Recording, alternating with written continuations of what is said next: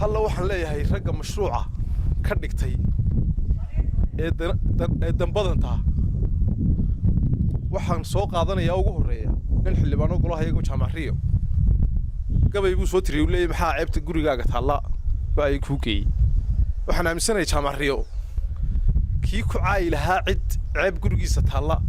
maaha anigu jaamacriyo isku golaanu nahay golahan aanu joogno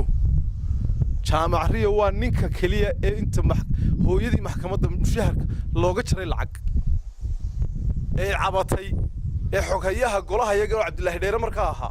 waraaqdii loo keenay dabeetana mushaharka banka looga jaray marka ninka halka isagu dhaqankiisu halka taagan yahay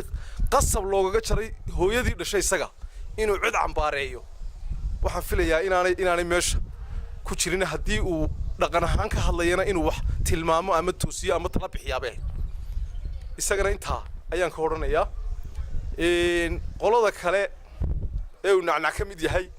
ee iyaguna ka hadlaysay isagana lugtana ma faraskana ma haba leeyo cid cabanaysana moohayn laakiin cid kasta oo sifo kale ku soo gashay waxaan filayaa inay khalkhal ummadan iyo bulshadan ay ku keenayeen inay munaafaqnimo un ka ahayd waxtar iyo waxyeelo mooyaan inaanay waxtar midnaba u soo kordhinayn bay ahayd waxaan ognahay dadka bambuunay koow ka ahaayeen rag badan waxa ku jira rag badan oo damac siyaasi ku jiro waxa laga yaabaa marka siyaasadda baasha soo gasho in kursigana kulli la kala riixanayaana meesha way ku jirtaa